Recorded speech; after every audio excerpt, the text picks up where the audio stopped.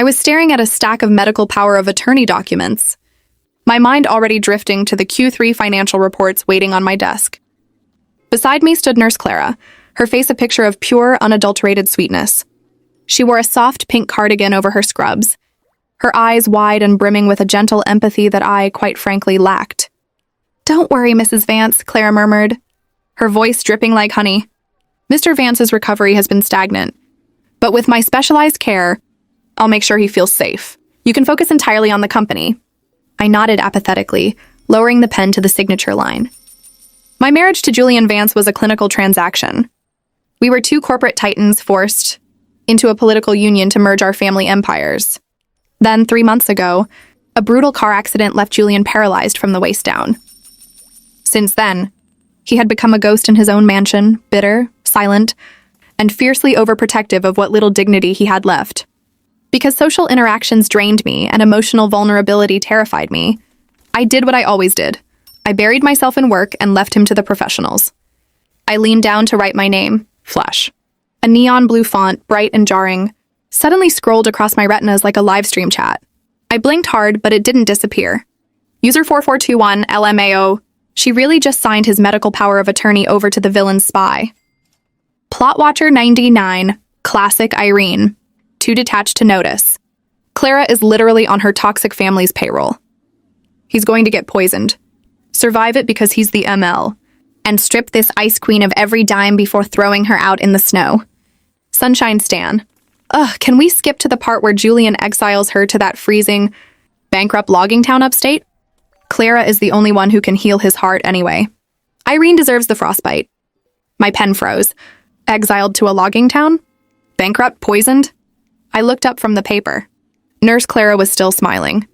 But now that my eyes were actually open, I noticed the slight tremor in her fingers, the way her gaze darted greedily toward the signed document. I shifted my gaze to the doorway. Julian sat in his customized wheelchair, his broad shoulders tense, his jaw tightly clenched.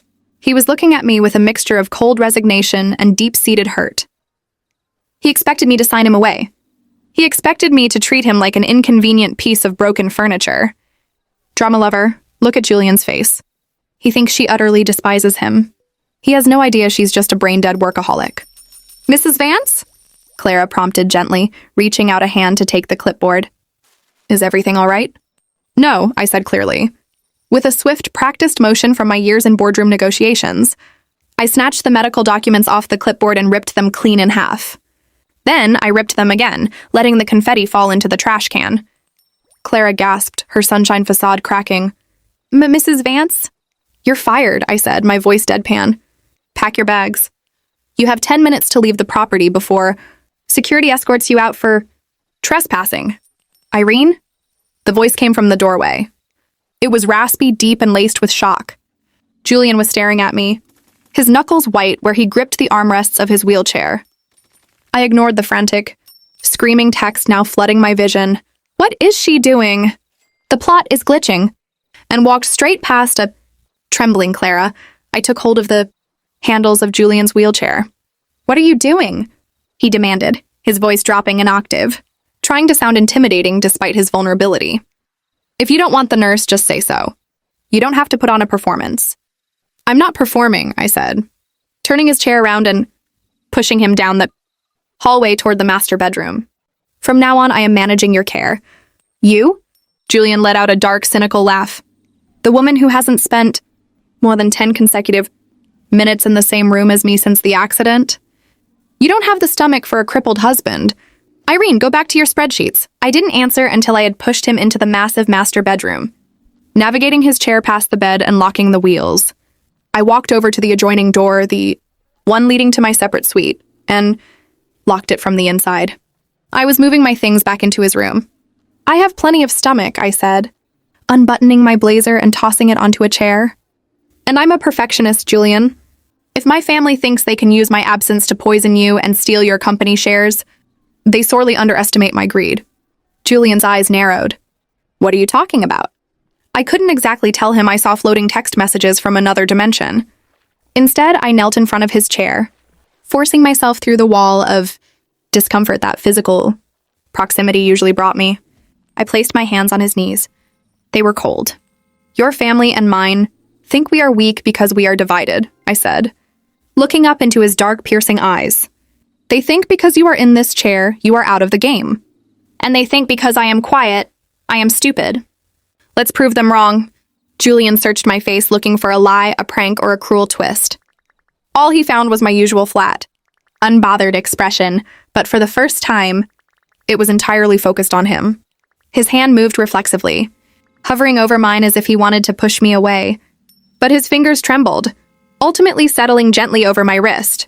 Why now, Irene? Because, I said, leaning in just enough that he could feel the warmth of my breath. I hate the snow.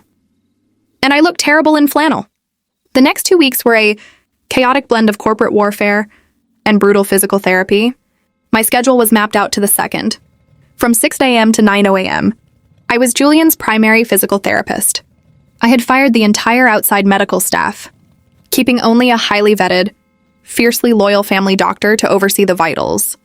Lift, I muttered. My hands braced against Julian's calf, applying resistance. He was sweating, his face pale, his teeth grinding down on a groan. The accident had damaged his nerves, but the doctor said there was a chance, a small, agonizing chance, of recovery if the therapy was aggressive enough. I can't, Julian growled, dropping his head into his hands. There's no feeling. It's like trying to move a block of stone. Just stop, Irene, go to your office. The live chat scrolled over his shoulder. Sci-fi nerd. Ooh, the emotional damage is real. He thinks she's doing this out of pity. Plot watcher, 99. Wait, look at his vitals on the monitor, though. His heart rate spikes every time she touches his legs. The overprotective king is just embarrassed. I wiped the sweat from my own forehead. My muscles ached. I was used to typing on a laptop, not lifting a grown man's dead weight. But I didn't stop. I grabbed a towel, gently wiped the back of his neck, and then sat on the edge of his mat, pulling his legs into my lap to massage the muscles. If we stop the muscles atrophy, I said smoothly, my fingers working out a knot in his calf. If they atrophy, you can't walk. If you can't walk, you can't stand next to me at the gala next month, when we legally strip your uncle of his voting rights. Julian looked up through a fringe of damp, dark hair. Is that all this is to you? A business strategy? Everything is a strategy, I said. But then, remembering the chat's warning about his deep insecurity, I hesitated. I looked at his hands, which were tightly gripping his own thighs. I reached out and laced my fingers through his. But you are my partner, and I don't let anyone touch my partner's assets. Or his life. Julian's breath hitched. Suddenly, his grip tightened around my hand with terrifying, possessive force. He pulled me forward, bringing my face inches from his. You're playing with fire? Irene, he whispered, his voice dangerously low, his overprotective instincts flaring. I am a bitter, broken man right now. If you give me hope, if you make me think you actually care, I will never let you leave this room. I will tie you to me. Do you understand? I looked at his dark, intense gaze. For a textbook introvert who hated emotional demands, I should have run. But instead, my chest felt strangely warm. Good, I said, refusing to back down. Saves me the trouble of scheduling our encounters. A faint, shocked smile tugged at the corner of his lips before he pulled me into a sudden, deep and fiercely possessive kiss. It tasted like sweat and desperation, but beneath it, a burning promise. Over his shoulder, the chat went wild. Shipper Express, holy. Did the Ice Queen just flirt? Log cabin canceled. The logging town has officially been erased from the map. Julian's tail is practically wagging even if his legs aren't yet. The climax came a month later at the Vance Global Shareholders meeting. My toxic cousin Marcus and Julian's opportunistic uncle had called an emergency vote to oust Julian from the board, citing his medical incapacitation. They had assumed I wouldn't show up, or that I would vote with them to secure my own shares. When I entered the boardroom, I wasn't alone. I was pushing Julian. He was dressed in a flawless, bespoke three-piece suit. He looked every bit the ruthless tycoon he was, his sharp eyes scanning the room like a predator. Irene? Marcus said, standing up with a smug smile. You're late. We were just about to finalize the transfer of Julian's proxy votes to the committee. It's for his own good, really. He needs to rest. The only thing getting laid to rest today is your career. Marcus, I said, walking to the head of the table. I opened my briefcase and pulled out a tablet, connecting it to the boardroom's main projector. The screen flashed with security footage, bank statements, and a very detailed confession from Nurse Clara, whom my private security team had persuaded to talk. This is the paper trail showing Marcus and Uncle Vance offering a $5 million bounty to a medical staff member to introduce trace amounts of paralytic neurotoxins into Julian's daily physical therapy regimen, I announced, my voice echoing coldly in the silent room. The board members gasped. Marcus's face turned entirely translucent. "This is a frame-up," Marcus shouted, pointing a finger at me. "You're an ice block, Irene. You don't care about him. Everyone knows you married him for convenience. You're probably the one who poisoned him." Before I could even blink, a heavy glass paperweight slammed onto the table right in front of Marcus's hand, shattering a digital tablet. Everyone jumped. Julian was leaning forward in his wheelchair, his aura so dark and suffocatingly protective that Marcus instantly shrank back. "Say another word about my wife," Julian said, his voice a low, gravelly promise of total destruction, "and I won't wait for the police to ruin you. I will dismantle your life piece by the time the sun sets." He looked at me then, his eyes softening into something fierce, loyal and utterly devoted. The live chat popped up one last time, drifting lazily over the panicked board members. Plotwatcher 99, main story completely destroyed. Villains arrested. The apathetic CEO and her overprotective husband just locked in the true ending. Sunshine Girl who? Chloe who? Clara who? Irene just ran a corporate raid and cured paralysis with sheer spite. We stand a terrifying queen. That night, back in the master bedroom, the house was entirely quiet. The corporate war was won. My family was ruined, Julian's uncle was behind bars, and our shares were safely locked away. I was sitting on the edge of the bed, rubbing my exhausted temples, when I felt a sudden warmth wrap around my waist. I gasped slightly, looking down. Julian had moved from his wheelchair to the bed on his own.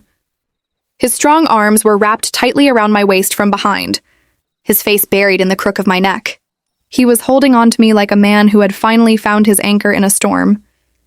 "Are you tired?" he murmured against my skin, his breath warm and comforting. I sighed, leaning back against his chest, realizing that for the first time in my life, being close to someone didn't drain my energy, it restored it. "A little," I admitted quietly, "but I have 30 minutes scheduled for a break." Julian chuckled, his arms tightening around me, pulling me flat against the mattress beneath him. "Cancel the rest of your schedule tonight, Irene," he whispered, kissing my jawline with slow, deliberate possession. "You're staying right here." I smiled into the dark, finally closing my eyes. The Ice Queen had found her hearth, and the door was locked tight.